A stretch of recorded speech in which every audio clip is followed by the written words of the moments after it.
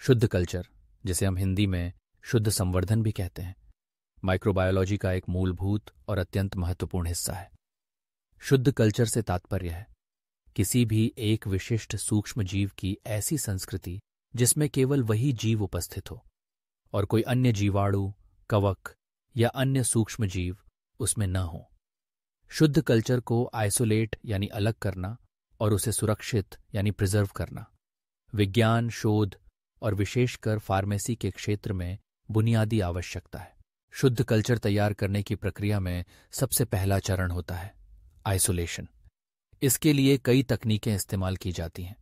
सबसे आम तकनीक है स्ट्रिक्ट प्लेट मेथड। इसमें एक न्यूट्रिएंट एगर प्लेट पर सूक्ष्मजीव के सैंपल को एक बांसुरी की तरह पतले से पतले स्ट्रोक्स में फैलाया जाता है। हर स्ट्रोक के साथ जीवों की संख्या कम होती जाती है और आखिर में प्लेट की सतह पर अलग अलग स्पष्ट कॉलोनियां बन जाती हैं। हर कॉलोनी एक ही प्रकार के सूक्ष्म जीव से बनी होती है।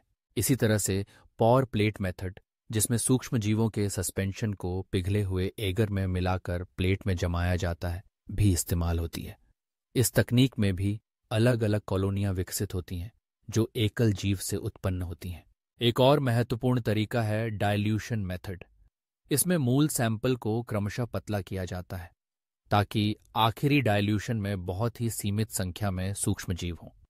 जब इस डाइल्यूशन को प्लेट पर फैलाया जाता है तो अलग अलग कॉलोनियां आ जाती हैं जिन्हें अलग करके विशुद्ध कल्चर बनाया जा सकता है। शुद्ध कल्चर प्राप्त करने के बाद अगला महत्वपूर्ण कदम है प्रिजर्वेशन। शुद्ध कल्चर को लंबे समय तक जिंदा और बिना बदलाव के रखना आसान नहीं होता, क्योंकि सूक्ष्म जीव पोषण की कमी, सूखने, अत्यधिक तापमान या अन्य कारणों से नष्ट हो सकते हैं। इसके लिए कई तकनीकें उपलब्ध हैं। सबसे आम तरीका है रेफ्रिजरेशन। इसमें शुद्ध कल्चर को 4 डिग्री सेल्सियस पर रखा जाता है, जिससे उनकी वृद्धि रुक जाती है, लेकिन वे जीवित बने रहते हैं। एक और विश्वसनीय तरीका है सब कल्चरिंग। इसमें समय समय पर कल्चर को ताज़ा न्यूट्रिएंट मीडिया में ट्रांसफर किया जाता है ताकि वे स्वस्थ और सक्रिय रहें। लियोफिलाइजेशन यानी फ्रिज ड्राइंग भी एक प्रमुख तकनीक है। इसमें कल्चर को फ्रीज करके उसका पानी हटाया जाता है, जिससे सूक्ष्म जीव बिना पोषक तत्व या पानी के भी वर्षों तक जीवित रह सकते हैं। जब आवश्यकता हो तो इन सूखे कल्चर को फिर से हाइड्रेट करके एक्टिवेट किया जा सकता है। ग्लिसरॉल स्टोरेज भी काफ़ी लोकप्रिय है, खासकर बैक्टीरिया के लिए। इसमें शुद्ध कल्चर को ग्लिसरॉल के साथ मिलाकर 20 डिग्री या 80 डिग्री सेल्सियस पर फ्रीज किया जाता है। इससे जीवाणु बहुत समय तक जीवित बने रहते हैं। अब बात करते हैं फार्मेसी में शुद्ध कल्चर के महत्व की। फार्मेसी में नए एंटीबायोटिक, वैक्सीन, एंजाइम, विटामिन्स या अन्य जैविक उत्पाद तैयार करने के लिए निश्चित और शुद्ध सूक्ष्म जीवों की आवश्यकता होती है।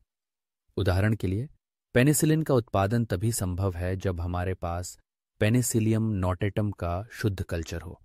अगर उसमें कोई अन्य जीवाणु मिल जाए तो उत्पादन प्रभावित हो सकता है या विषाक्त पदार्थ भी बन सकते हैं। इसके अलावा फार्मास्यूटिकल क्वालिटी कंट्रोल में शुद्ध कल्चर का उपयोग स्टैंडर्ड के रूप में होता है। किसी दवा या फार्मास्यूटिकल उत्पाद का परीक्षण करते समय शुद्ध बैक्टीरिया या फंगस का प्रयोग किया जाता है ताकि यह पता चल सके कि उत्पाद में किसी प्रकार का संक्रमण है या नहीं। शुद्ध कल्चर रिसर्च में भी अहम भूमिका निभाता है। जब नई दवाओं का परीक्षण करना हो तो वैज्ञानिकों को यह जानना जरूरी होता है कि दवा का असर सिर्फ एक ही प्रकार के सूक्ष्मजीव पर हो रहा है या नहीं। इस प्रकार शुद्ध कल्चर को आइसोलेट और प्रिजर्व करने की तकनीकें विज्ञान, मेडिसिन और विशेषकर फार्मेसी के क्षेत्र में आधारशिला के समान हैं। ये न केवल अनुसंधान को विश्वसनीय बनाती हैं, बल्कि दवा उत्पादन की गुणवत्ता और सुरक्षा भी सुनिश्चित करती हैं।